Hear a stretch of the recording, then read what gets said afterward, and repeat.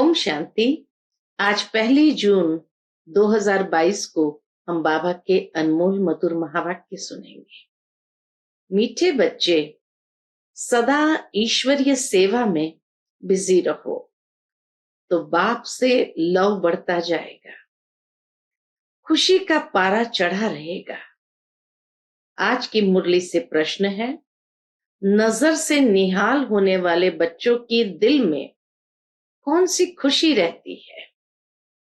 उत्तर है, उनके दिल में स्वर्ग के बादशाही की खुशी रहती है, क्योंकि बाप की नजर मिली अर्थात वर्षे के अधिकारी बने।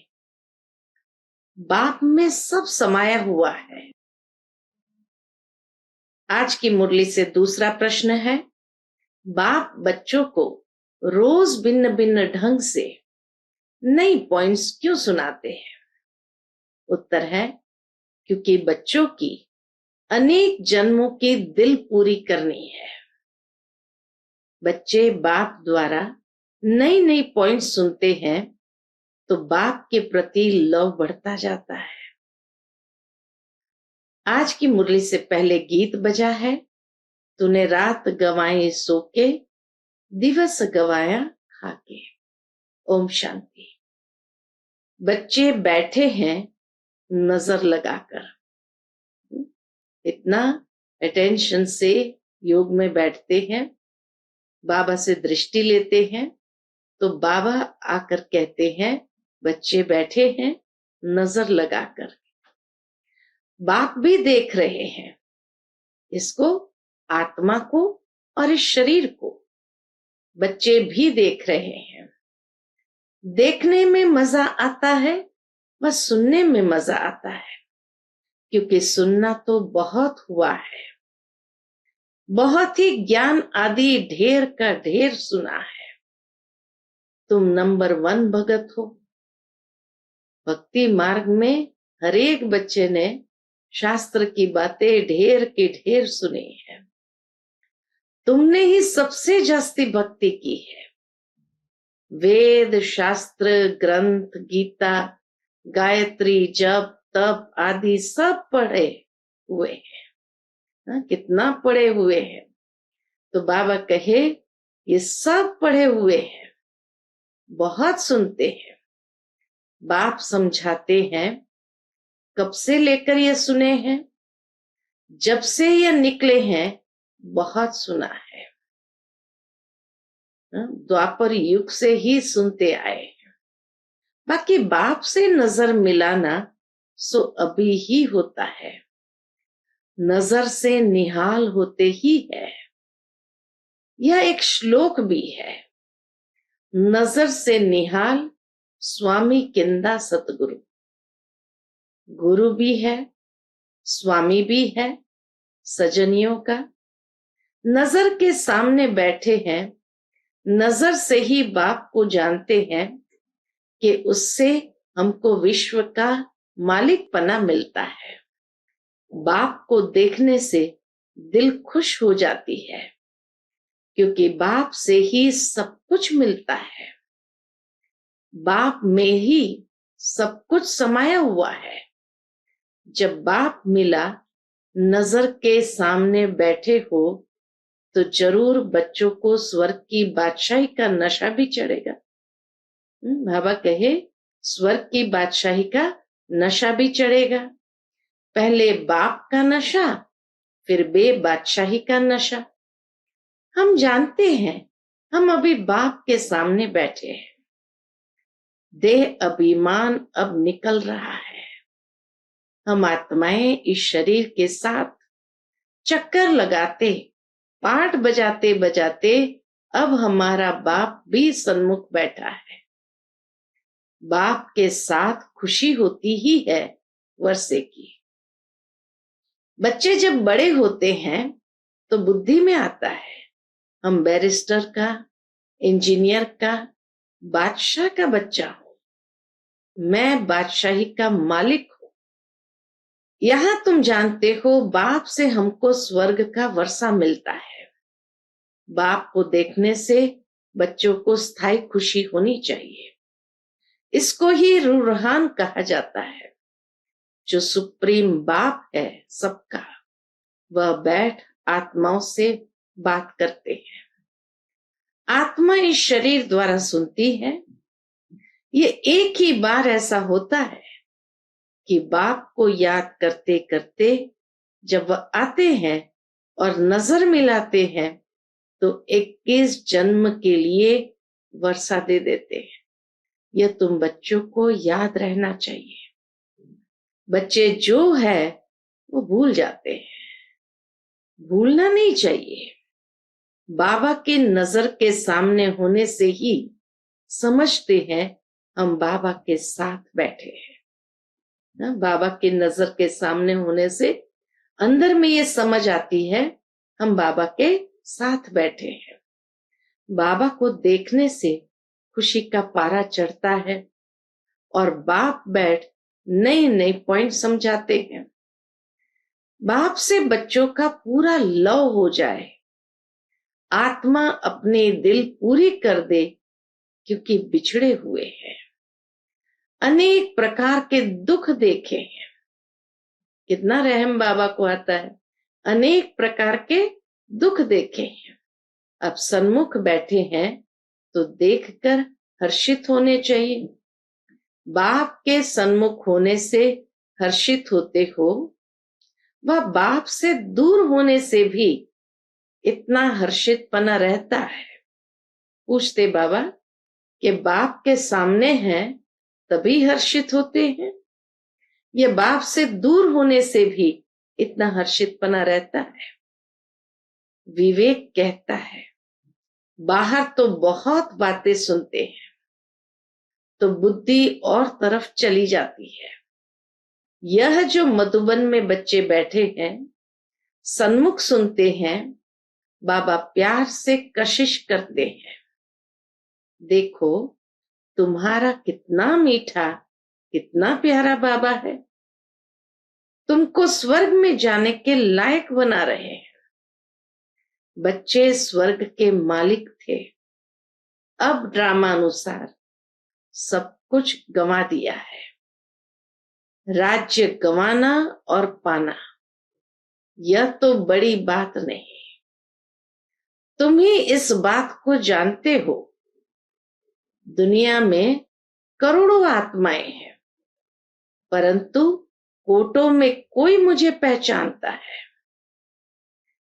मैं क्या हूं और कैसा हूं, मैं जो हूं, जैसा हूं, मेरे द्वारा क्या मिलता है, यह समझते हुए भी वंडर है जो माया भुला देती है।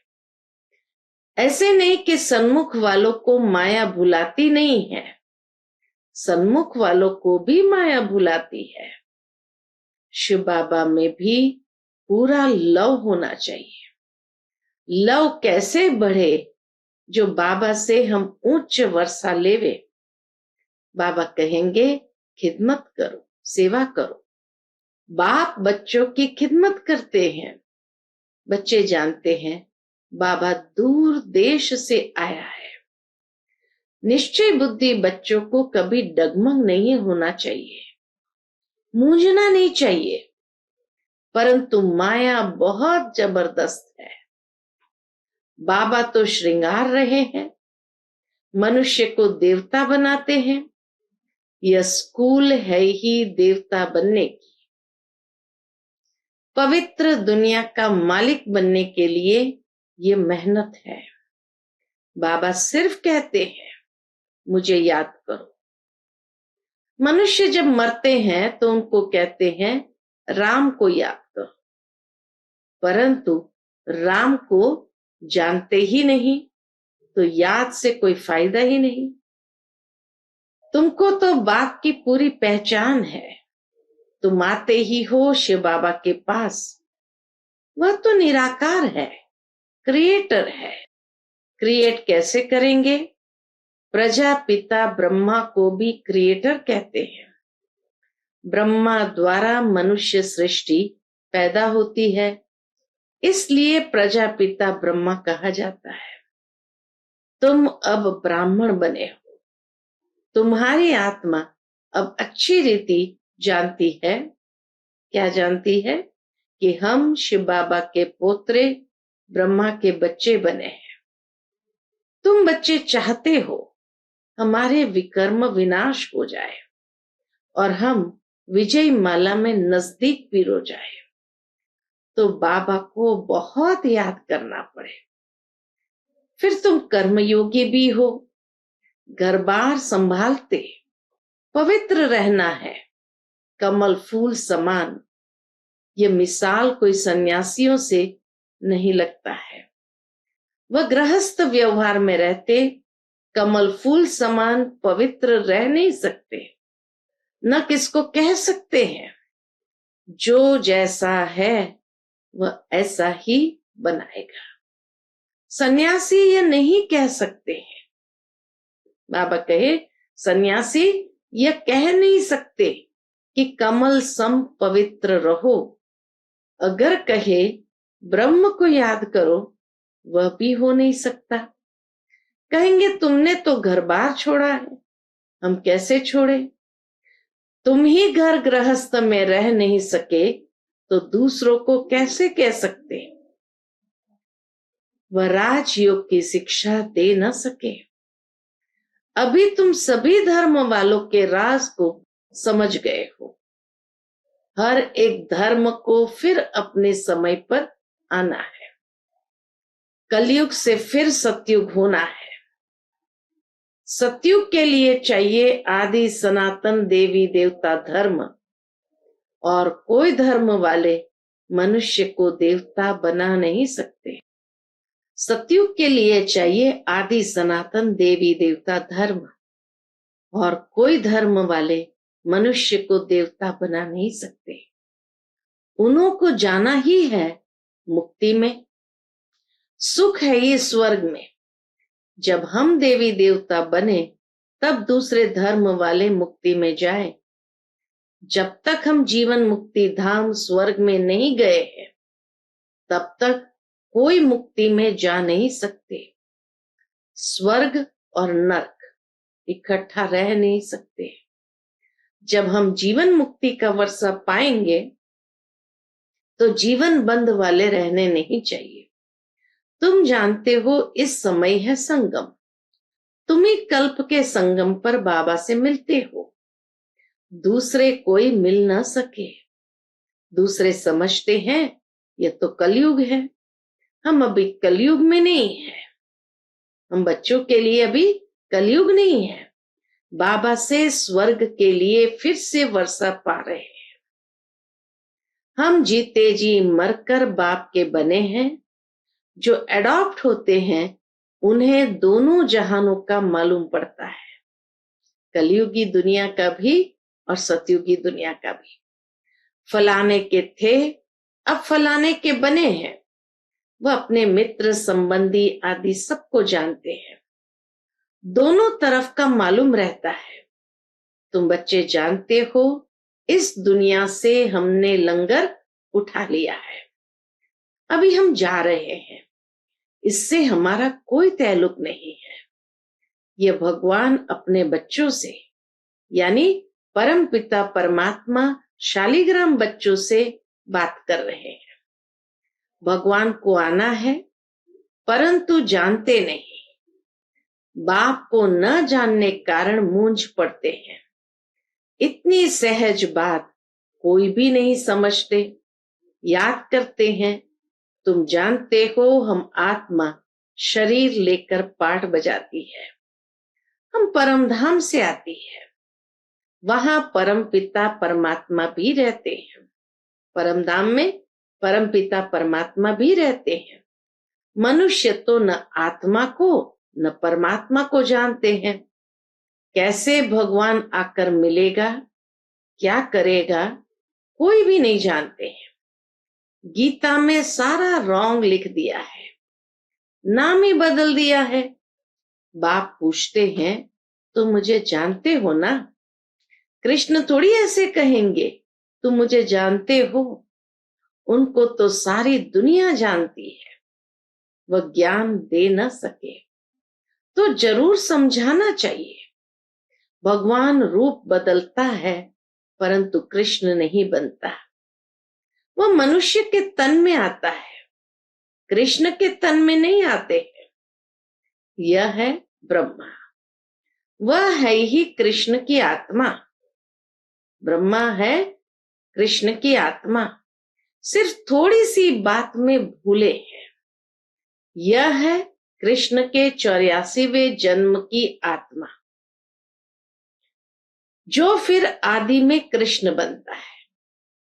कृष्ण के 84वें जन्म की आत्मा साधारण नर स्वरूप में, और इसीलिए परमात्मा उस साधारण नर स्वरूप में प्रवेश करते, फिर वही नर से सो नारायण अर्थात कृष्ण बनता है। अंतिम जन्म में कृष्ण पद पाने के लिए पुरुषार्थ कर रहे हैं। ये कितनी गुप्त बातें हैं, जरा सी बात भूल गए हैं, इसमें बड़ी तिरकमबाजी है।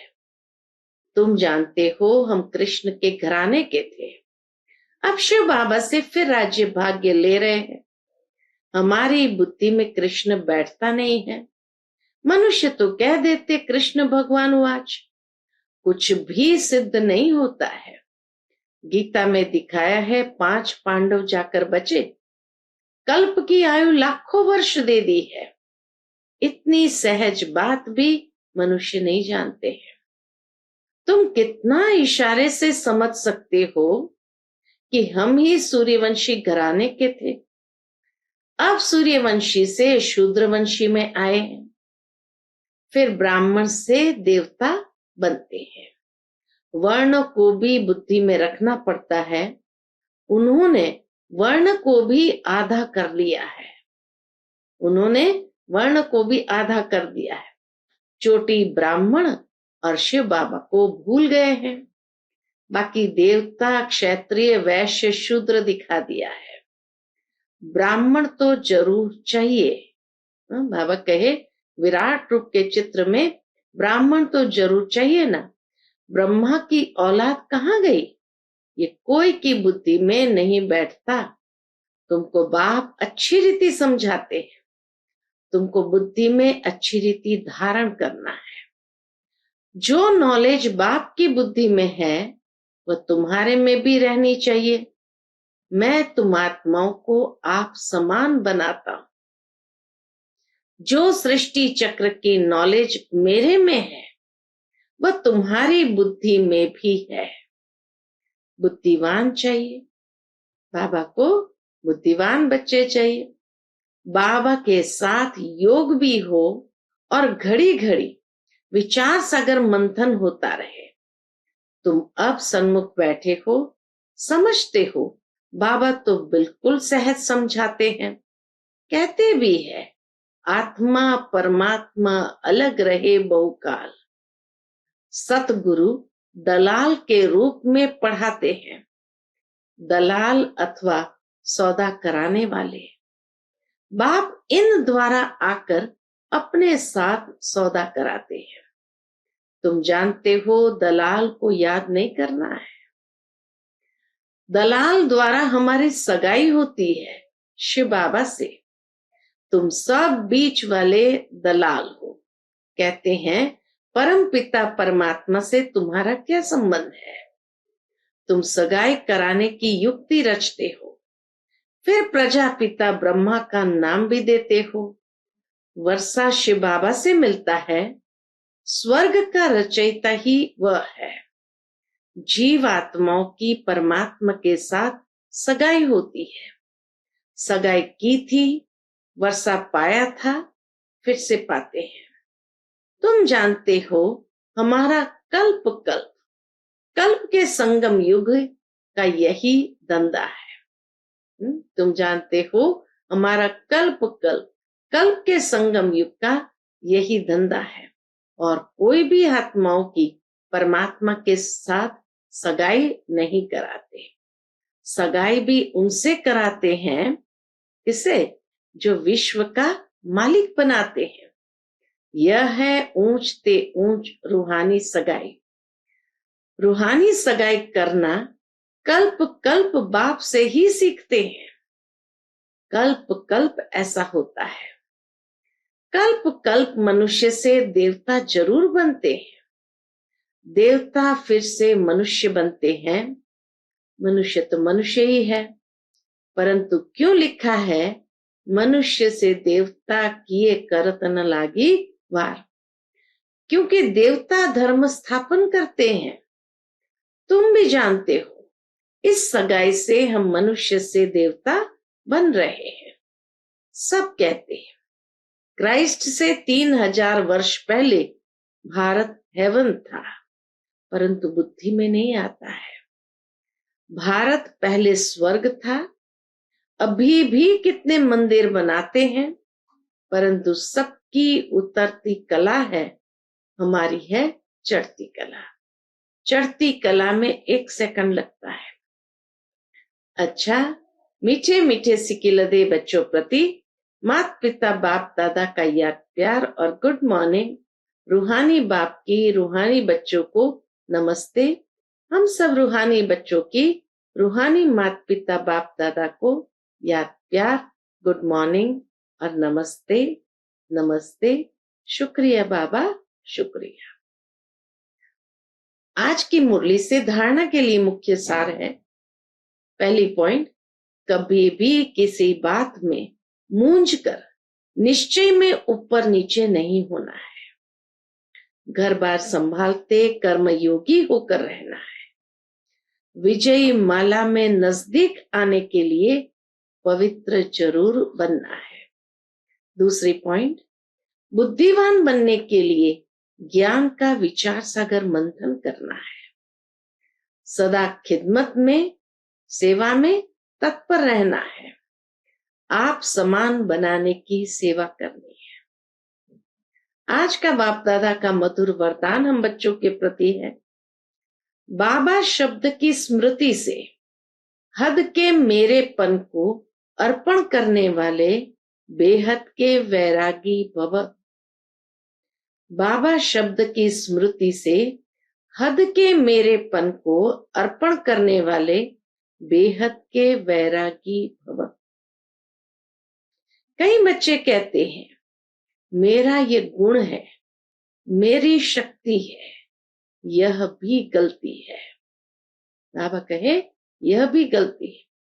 परमात्मा देन को मेरा मानना ये महापाप है। कई बच्चे साधारण भाषा में बोल देते हैं मेरे इस गुण को, मेरी बुद्धि को यूज नहीं किया जाता, लेकिन मेरी कहना माना मैला होना यह भी ठगी है। इसलिए इस हद के मेरेपन को अर्पण कर सदा बाबा शब्द याद रहे, तब कहेंगे बेहद के वैरागी आत्मा। तब कहेंगे बेहद के वैरागी आत्मा। आज का स्लोगन है अपनी सेवा को बाप के आगे अर्पण कर दो, तो सेवा का फल और बल प्राप्त होता रहेगा। अपनी सेवा को बाप के आगे अर्पण कर दो, तो सेवा का फल और बल प्राप्त होता रहेगा। अच्छा, Om Shanti. To watch Peace of Mind channel videos on YouTube, subscribe us on youtube.com/tvpeaceofmind. Just a click for a peaceful life.